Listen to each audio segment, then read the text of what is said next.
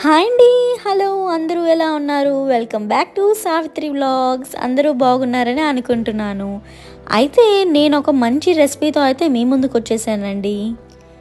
ఏంటోనండి, ఈ రోజుల్లో పిల్లలు అసలు ఎంత బాగా చేసినా కూడా ఏదో ఒకటి కొత్తదనాన్ని కోరుకుంటూనే ఉంటారు. అలాగని మనము బయట జంక్ ఫుడ్ అయితే పెట్టలేము. అందుకని కేవలం కిచెన్లో ఉండే ఐటమ్స్తోనే ఈ రెసిపీని అయితే ట్రై చేశాను. మీకు కూడా నచ్చుతుంది అని అనుకుంటున్నాను. వీడియోని ఎండ్ వరకు అయితే చూసేయండి. అయితే ఇక స్టార్ట్ చేసేద్దామా? దీనికోసం అయితే ముందుగా 1 కప్పు బియ్యాన్ని తీసుకొని శుభ్రంగా వాష్ చేసుకోవాలండి. తరువాత వాటర్ పోసి ఒక 2 గంటల పాటు అయితే నానబెట్టుకోవాల్సి ఉంటుంది. 2 అవర్స్ బాగా వెయిట్ చేసిన తర్వాత మనమైతే నానబెట్టిన బియ్యాన్ని ఒక మిక్సీ జార్లోకి అయితే తీసుకొని కట్ చేసుకొని పెట్టుకున్న టొమాటోస్ అయితే వేసుకోవాలండి. అండ్ 1 కప్పు బియ్యానికి 3 టొమాటాల వరకు అయితే వేసుకోవచ్చు. తర్వాత 4 పచ్చిమిర్చీలను కూడా కట్ చేసుకొని వేసుకోవాలి. అలాగే 1 ఇంచు అల్లాన్ని కట్ చేసుకొని వేసుకోండి. కొంచెం జీలకర్ర కూడా వేసి మిక్సీ అయితే పట్టేసుకోవాలన్నమాట. బియ్యాన్ని మొత్తం ఇలా మిక్సీ అయితే పట్టుకున్న తర్వాత ఒక బౌల్లోకి అయితే ట్రాన్స్ఫర్ చేసుకోవాలండి.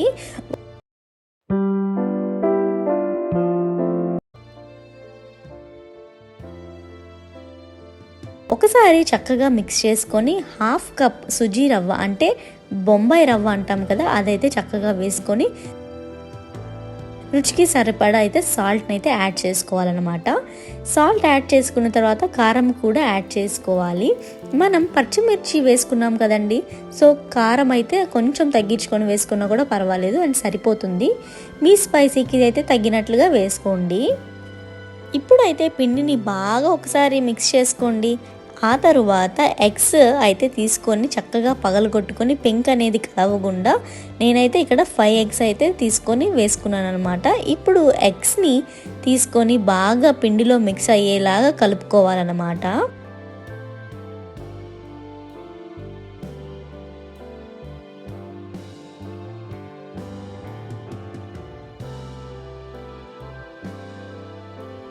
ఇంకా ఇప్పుడైతే ఈ మిశ్రమంలోకి అయితే కట్ చేసుకొని పెట్టుకున్న ఉల్లిపాయలు అండ్ కరివేపాకు, కొత్తిమీరలు కూడా వేసుకొని యాడ్ చేసుకొని బాగా ఒకసారి కలుపుకోవాలండి. పిండి అయితే లూజ్గానే ఉండాలన్నమాట. గట్టిగా ఉన్నట్లయితే కొంచెం వాటర్ అయితే పోసుకొని చక్కగా కలుపుకోండి.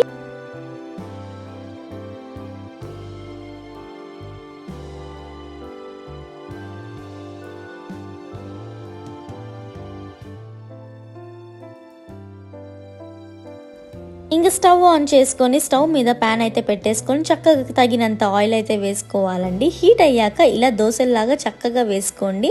పైన కట్ చేసుకున్న ఉల్లిపాయ ముక్కలు అయితే టాపింగ్స్ చేసుకోండి. అలాగే ఉల్లిపాయలతో పాటు పచ్చిమిర్చి కూడా వేసి తిప్పుకుంటూ కాల్చుకోవాలన్నమాట.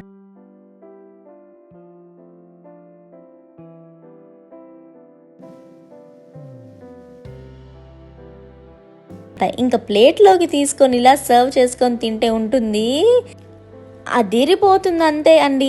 ఇంకా సో మీరైతే ఎప్పుడైనా ఇట్లాగా మంచి ఈవినింగ్స్ పిల్లలు స్కూల్ నుంచి రిటర్న్ అయిన తర్వాత ఇలా హెల్తీగా అయితే మీరు చేసి పెట్టండి. అట్లానే మన ఇంట్లో ఉంటున్న పెద్దవాళ్ళు కానీ మనమైనా కూడా చక్కగా ఎప్పుడు రొటీన్గా కాకుండా ఇలా అయితే ట్రై చేసుకోవచ్చు అనమాట. సో ఈ రెసిపీ కనుక మీకు కూడా నచ్చినట్లయితే నేను చెప్పాల్సిన అవసరం లేదనుకుంటా, కానీ చెప్పేసిన please do like, share and subscribe to Savitri vlogs. అలానే కమెంట్ చేయడం అయితే మర్చిపోకండి. Keep smiling.